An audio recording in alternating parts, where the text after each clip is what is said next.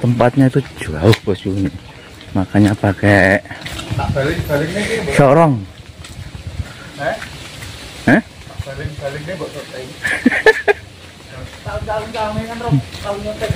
Gong.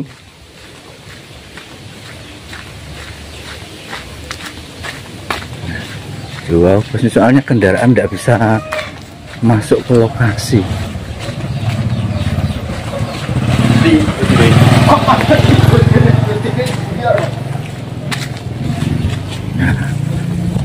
Baru nyampe tempatnya bos.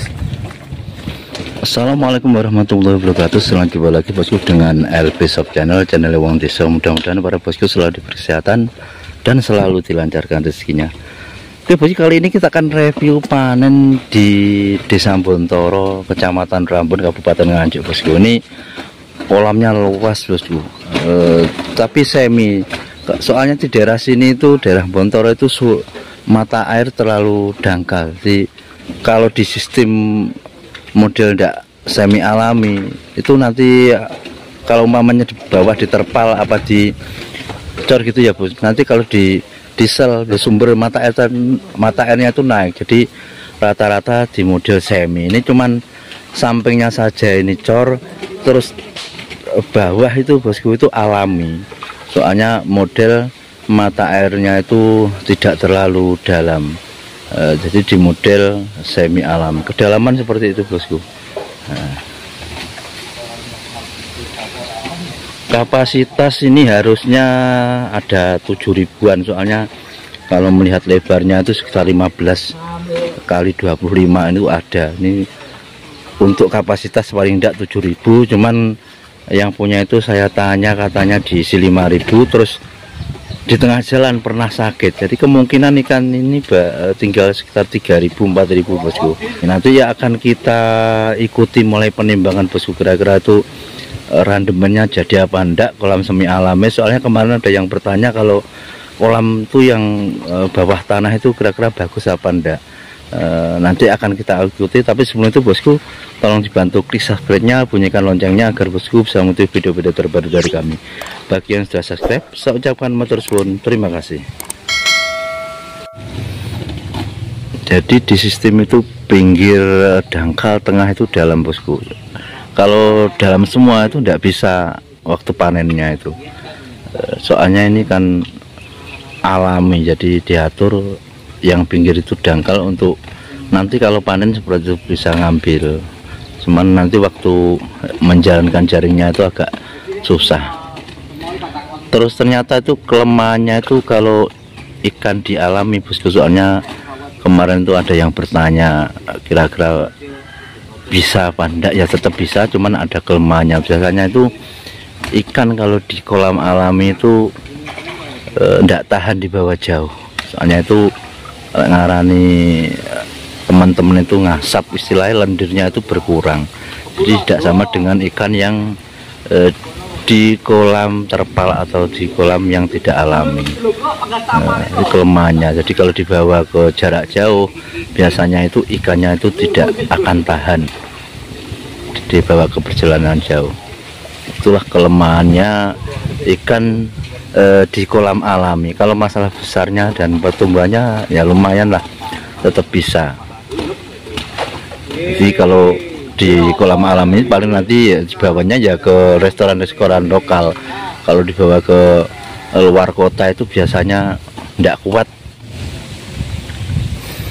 Ini seperti kolam saya yang ada gubuknya itu bosku, itu kolam saya itu yang ada gubuknya juga, cuman saya cor itu samping, yang bawah itu juga alami, soalnya memang dalam. Nanti takutnya kalau dicor semua, kalau musim penghujan tuh mata air tuh naik ke atas, terlalu tekanannya besar bosku, biasanya tuh jebol. Makanya kalau di daerah mata air dangkal terus kolamnya itu kolam bawah, yang bawah itu rata-rata tidak dicor atau dikasih terpal, ya langsung tanah begitu saja. Ini cuma samping saja. Nah, terus kalau musim kemarau bagaimana, apa ndak kering nanti? Yang jelas itu kalau air itu bosku yang banyak itu meresapnya itu ke sampingnya, jadi ke bawah itu tidak terlalu meresap. Makanya yang penting itu samping dicor, bawah itu nanti kalau sudah ikannya itu banyak, itu biasanya pori-porinya sudah tertutup, jadi air itu cenderung anteng, walaupun musim kemarau tidak akan kering. Kalau sistem kolam seperti ini itu tidak pernah digerojok, bosku.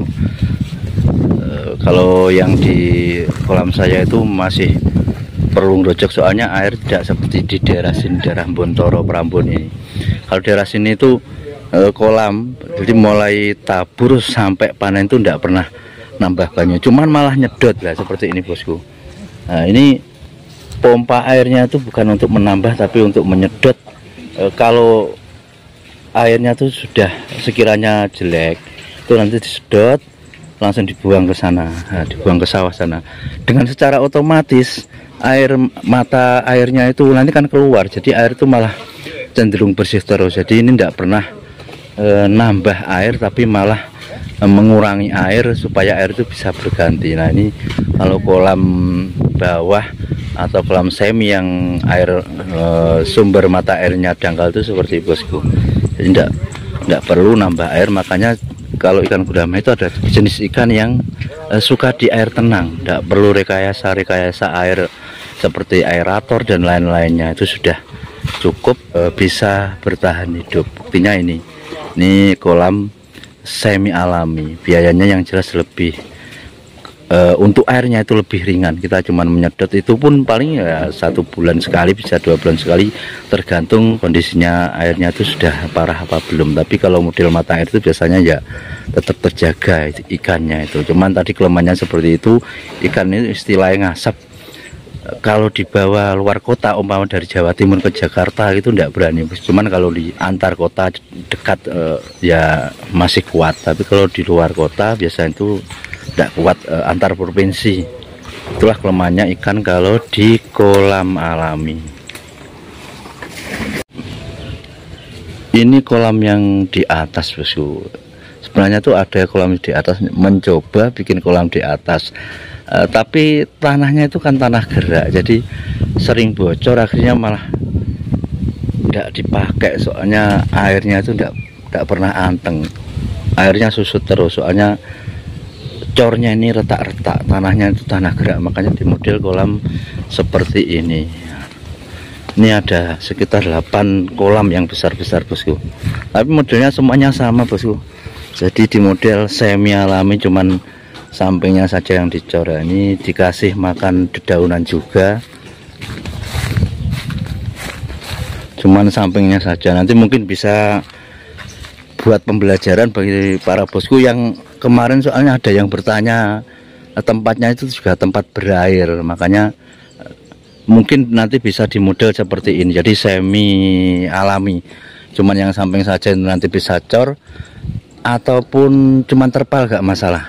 Cuman yang bawahnya ini, yang dasarannya ini nanti dibuat alami saja.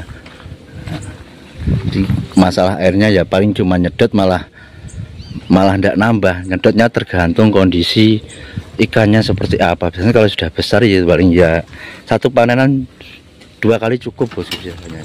Maksud kuwi cara buka 5.000 mati sakmono kuwi Mboten.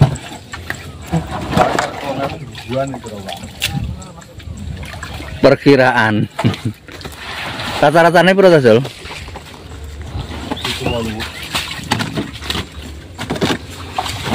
Ini rata-rata ikan 7-8 on, bos. Umurnya wonten 2 tahun, Bu, nih, Bu. 2 tahun.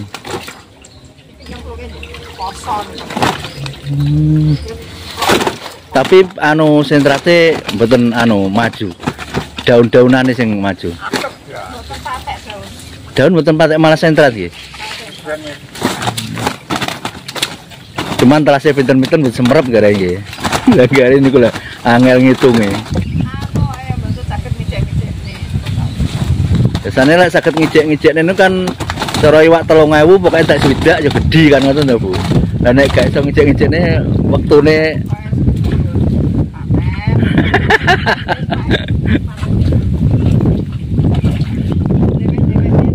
nggih. Ini umurnya itu ternyata sudah hampir 2 tahun, bosku. Soalnya pakannya itu tidak tercatat. Jadi untuk semua kolam ini pakannya jadikan satu, jadi nggak tahu kalau ini sudah satu kolam ini sudah habis berapa, itu nggak tahu ya. Pokoknya semuanya dijadikan satu, makanya waktunya itu lama. Kalau per kolam itu tahu umpamanya ini 3000 ikan gitu ya, habis 60, yang jelas ya ikannya waktunya panen. Nah makanya itu nggak tahu, tetap ini saya tanya tadi katanya hampir 2 tahun, ternyata harusnya kan 1 tahun itu kalau pakan standar itu sudah panen, bos. Tapi ya memang begitulah, bermacam-macam peternak itu taktiknya, teorinya tidak sama. Terkadang ada yang penting ngingu timbangannya ngopeni sapi luwih penak ngopeni iwak, juga ada seperti itu.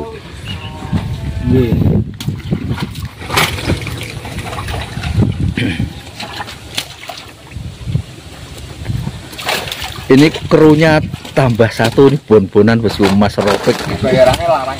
Bayarannya larang dewe katanya.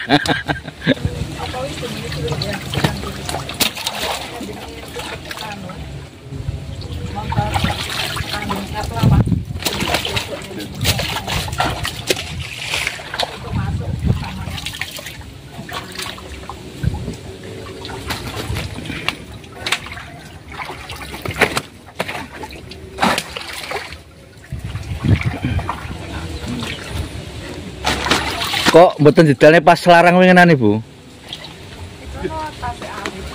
Ayo, gak roh. Gak roh rego dhuwur. Gak karo nek iwake arek saiki. Jangkit cek cilik. Kae lepas ya. Sengaja kan ngono gak roh iwake. Mergo ngukui taburan. Lah iki cara sing pas go larangnya pres gedhi to iki jane.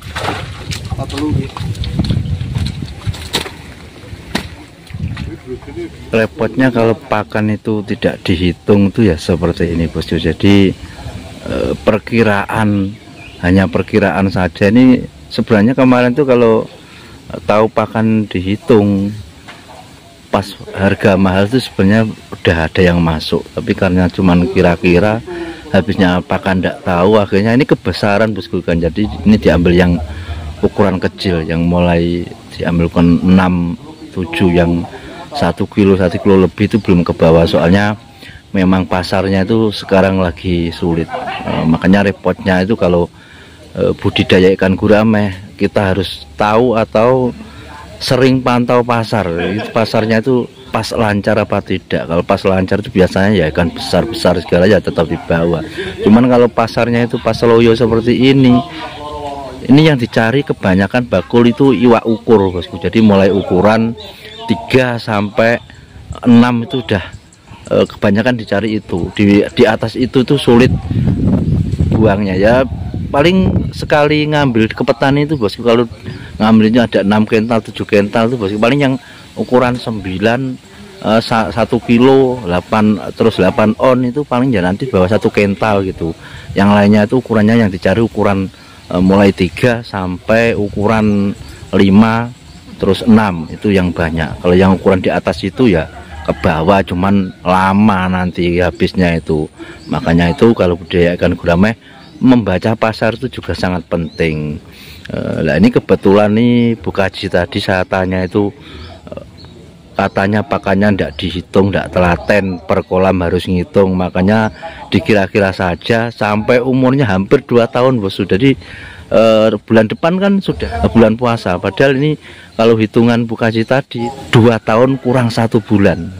Ikannya itu yang besar ya 1 kilo lebih. Tapi sebenarnya itu kalau memang pakannya itu dihitung, tahu standarnya, distandarkan gitu aja, bosku, itu 1 tahun harusnya sudah panen, sudah besar ya.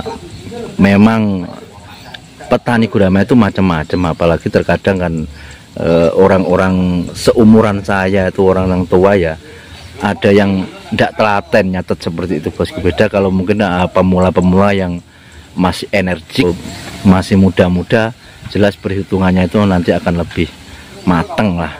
Jadi saya tanya tadi Nah, yang penting panen, yang penting ikannya selamat, entah dipanen berapa ndak masalah gitu. Jadi memang istilahnya itu ndak terlalu buat bisnis, buat tabungan katanya bosku. Ini di Dusun Bontoro, Desa Watu Dandang, kecamatannya ikut Prambon, Kabupaten Nganjuk bosku, di rumah Mbah Yai Hisam.